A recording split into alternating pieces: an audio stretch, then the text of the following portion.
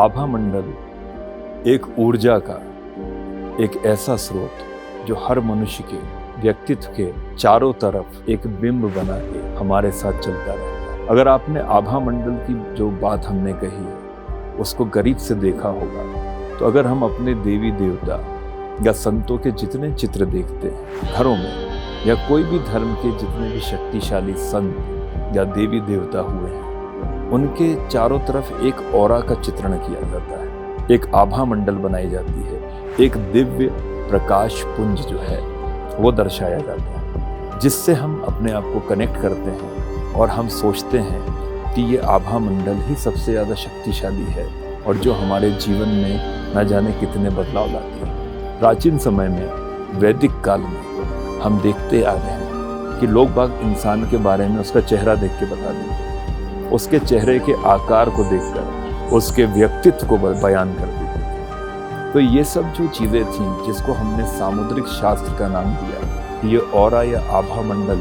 को स्कैन करने की पद्धति आज की नहीं है, ये वैदिक है, हजारों वर्षों पूर्व है। इसीलिए हमारे ऋषि मुनि लोगों का चेहरा देख के बता देते थे कि ये बालक या जो भी व्यक्ति विशेष है ये तेजस्वी होगा, कि ये जीवन में क्या उन्नति करेगा, ये राजा बनेगा, कि कोई निर्धन होगा, कोई रोगी होगा, या कोई क्रूर किस्म का अत्याचारी या राक्षस प्रवृत्ति का व्यक्ति होगा। ये सब कैसे पता पड़ता था? इसको कहते थे वैदिक ऑरा स्कैनिंग, अर्थात आभा मंडल के आधार पे मनुष्य के व्यक्तित्व के बारे में बात करना। इसी खंड में वयम रक्षामा, हम सबकी रक्षा करते हैं, कि इस अध्याय में मैं महामुक्त श्री हर्ष बात करूंगा ऑरा स्कैनिंग की, अर्थात आभा मंडल के आधार पे व्यक्तियों को जानने की, पहचानने की। आज के दौर में लोगों के बीच में आपसी सामंजस्य की कमी हो गई है, चाहे वो निजी रिश्ते हों, चाहे वो व्यापारिक रिश्ते हों, चाहे वो हमारे परिजनों के साथ, हमारे माता पिता के साथ रिश्ते हों। ये क्यों हो रहा है? क्योंकि हमारी आभा मंडल धीरे धीरे हमारे कर्मों के आधार पर नष्ट होती जा रही है, या ये कहें कि हम आभा मंडल की जो कंपैटिबिलिटी है उसको समझ ही नहीं पा रहे हैं। इसलिए मैं बताना चाहता हूँ कि हर मनुष्य की जो आभा होती है, जो ऑरा होती है, उसको वैदिक काल में भी 4 रूप में विभाजित किया गया है। पहला फिजिकल, यानी कि आपकी शारीरिक आभा मंडल, जिसको हम फिजिकल लेयर बोलते हैं। आप देखेंगे कि कोई व्यक्ति शारीरिक रूप से बड़ा ऊर्जावान होता है, या कहें कि बड़ा साहसी होता है, या कहें कि बड़ा ही बेबाक होता है। ऐसा लगता है कि सारा पुरुषार्थ उसके सामने आके टपक रहा है। उदाहरण के तौर पे कोई भी पहलवान को देख के कैसे समझ जाता है कि वो पहलवान। उसी तरीके से इमोशनल लेयर की अगर हम बात करें तो हम देखेंगे कि हम अचानक से किसी भी व्यक्ति से उसको जाने बूझे उसके साथ जीवन भर जुड़ जाते हैं। हमें ये भी नहीं मालूम होता कि उसका अतीत क्या है, उसका अस्तित्व क्या है।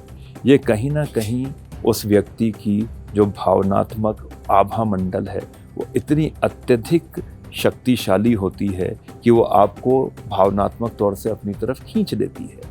परंतु इसमें एक चीज़ का बड़ा ध्यान देना होता है कि जिन लोगों की ऑरा इमोशनल लेयर से प्रभावित होती है उनको फिजिकल लेयर वाले आभा मंडल वाले व्यक्ति से दूरी बना के चलनी चाहिए। जब दोनों की आभा मंडल भावनात्मक प्रधान होती है तो रिश्ता सुचारू तौर से चलता है। आज जो हम देख रहे हैं कि जो लोगों के डिवोर्स हो रहे हैं, या रिश्तों में हिंसा बढ़ती जा रही है, या अब्यूज़ बढ़ते जा रहे हैं, या ऐसे मनमुटाव हो गए हैं कि लोग एक दूसरे को मारने तक की चेष्टा करते हैं, ये कहीं ना कहीं जो उनकी ऑरा की जो लेयर्स हैं उसके आपसी टकराव हैं, उसमें कंपैटिबिलिटी नहीं। इसीलिए आभा मंडल को चित्रित करना, रेखांकित करना और उसकी स्कैनिंग करना अत्यंत महत्वपूर्ण होता है।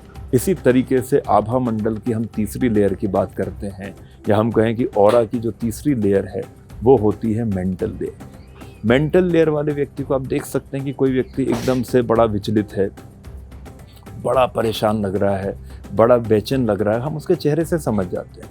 हम अपने मित्रों को कहते हैं ना कई बार कि भाई आज तो इतना परेशान क्यों लग रहा है, आज मुंह क्यों सुजा के रखा हुआ है, इतना दुखी क्यों है, वैसे तो तू रोज़ हंसता था, आज क्यों नहीं हंस रहा है।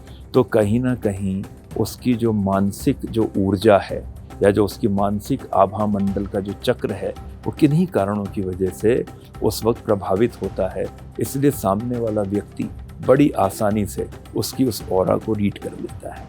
तो उसमें सुधार लाने के लिए हमें बहुत सारे तरीके करने होते हैं और हमें उन्हीं व्यक्तियों के साथ जिनके साथ आपकी मेंटल ऑरा मैच खाती है अपने आप को साझा करना चाहिए, अपने आप को शेयर करना चाहिए, ताकि वे आपको समझ सकें और कहीं ना कहीं आपका मजाक ना उड़ाएं और आप किसी भी तरीके की आलोचना का शिकार ना हो।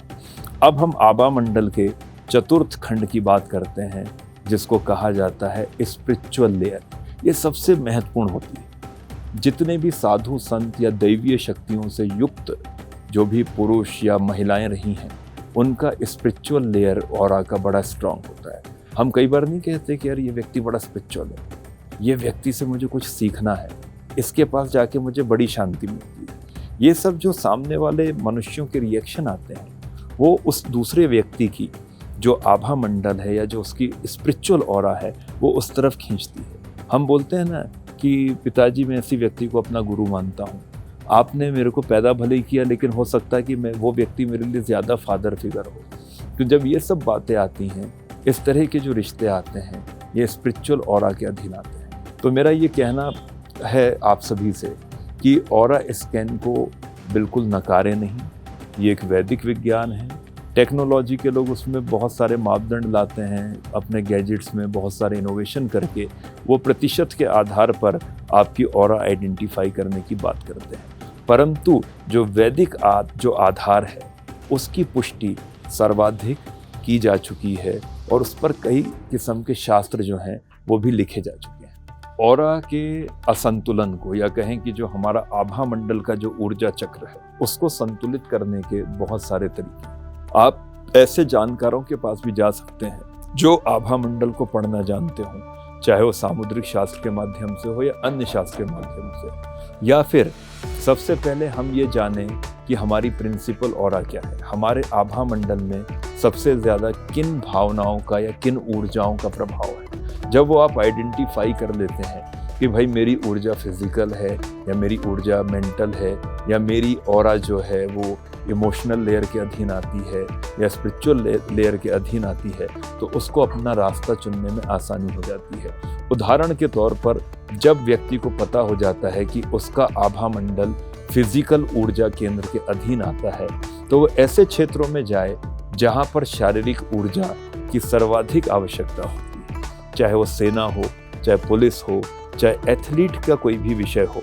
जो लोग मेंटल ऑरा के अधीन आते हैं तो वे ऐसे काम कर सकते हैं जहां पर बुद्धि का अत्यधिक इस्तेमाल होता है, चाहे वो शिक्षा का क्षेत्र हो, चाहे वो विज्ञान का क्षेत्र हो, जहां पर बुद्धि काम आती है। जो लोग इमोशनल लेयर के अधीन आते हैं या जिनकी ऑरा इमोशनल लेयर की ऊर्जा से प्रभावित होती है, तो वे ऐसे काम करें जहां पर भावनाओं से संबंधित चीज़ें ज़्यादा हों, जहां पर इमोशंस की वैल्यू की जाए। उसी तरह जो स्पिरिचुअल आभा मंडल के दायरे में आते हैं, जिनकी आभा में आध्यात्मिक प्रभाव अधिक होता है, तो भविष्य में स्पिरिचुअलिटी से जुड़े किसी भी सेक्टर में जाकर जन कल्याण कर सकते हैं। तो ऑरा स्कैन के इस अध्याय में मैं महामुक्त हर्ष आपके साथ अंतिम एक ही बात कहना चाहता हूँ कि ईश्वर सभी को जन्म के साथ एक किस्म का एक संतुलित आभा मंडल देता है, परंतु हम कहीं ना कहीं डिसिप्लिन की कमी से